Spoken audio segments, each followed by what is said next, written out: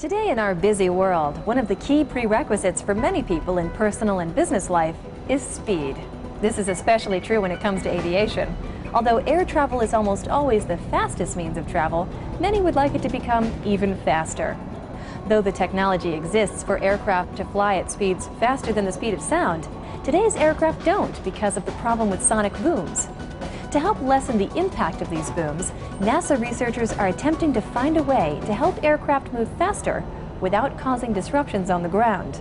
Our own Johnny Alonso spoke with researcher Dr. Kevin Shepard at NASA Langley Research Center to learn what a sonic boom is and find out how it works.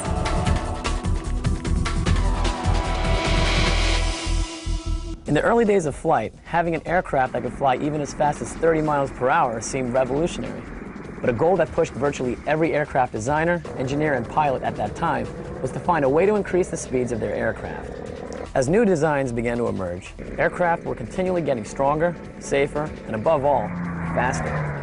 By the mid-1940s, aircraft technology had advanced to the point that breaking the sound barrier was finally in sight. After numerous attempts and failures, the world's first sonic boom was heard on October 14, 1947, when Chuck Yeager flew the X-1 aircraft into history over the desert near Edwards, California. From that point on, military and civilian test pilots were regularly breaking the sound barrier in fighter aircraft and in specialized test vehicles like the X-15. But it wasn't until 1976 that civilian passengers finally got their chance to fly supersonically, with the introduction of the famed Concorde. The Concorde had the ability to fly at over 11 miles high, 1,350 miles per hour, and travel from Paris to New York in only 3.5 hours. Unfortunately, one of the major drawbacks from the Concorde's incredible speed was the amount of noise it produced. Not only was it noisy when taking off and landing, but once it reached supersonic speeds, it created a very loud sonic boom. Sonic booms are so disconcerting to most people on the ground that commercial aircraft have only been given the clearance to break the sound barrier over water.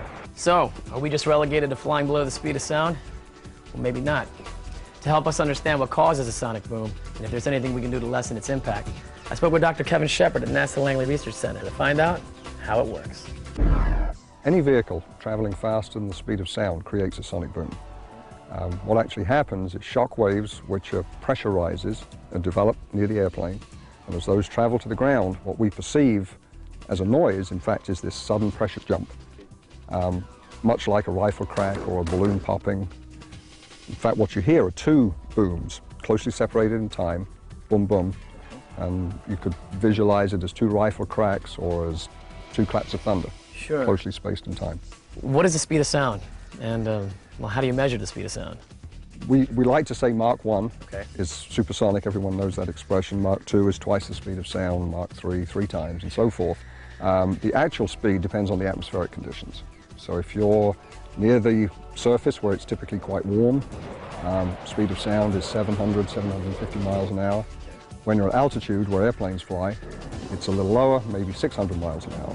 So, for example, Concorde traveled at Mach 2, 1,200 miles an hour is roughly the speed it traveled at. A common misconception about the sound barrier is once it has been broken, there is just one quick noise, and then the noise dissipates. One reason this misconception is so prevalent is that most people hear a sonic boom when they're standing in a stationary position on the ground. What actually happens is when the aircraft breaks the sound barrier, it continues to break it as long as it's flying supersonically. Any observer on the ground, hears the airplane go by. If you picture a boat in the middle of a creek and the bow wave from the boat, you watch the boat go by, and a little while later, that bow wave passes you on the riverbank. People further down the riverbank have the exact same experience. So what's happening is, in the case of the airplane, it's dragging this boom carpet behind it all the way across the country. Depending on weather and altitude, the sonic boom created by the aircraft can be heard in a path of about 60 miles wide for the entire distance of the flight. So, if an aircraft is flying from New York to Los Angeles, the sonic boom will be heard consistently across the country in a 60-mile wide path. This is the foremost reason supersonic flights are not allowed to fly over land in the United States. Yeah, most people find the sonic boom unacceptable. These are two loud sounds. They're startling, they're annoying, they tend to shake buildings, rattle windows, and so based on experience with Concorde, for example, it just doesn't happen. There is no commercial overland supersonic flight. But revolutionary steps now being taken by NASA may change that in the future. So, Dr. Shepard, are we stuck with the fact that we'll never be able to fly over land at supersonic speed? We're hopeful that's not the case. The current programs we're working on are aimed at allowing supersonic overland flight.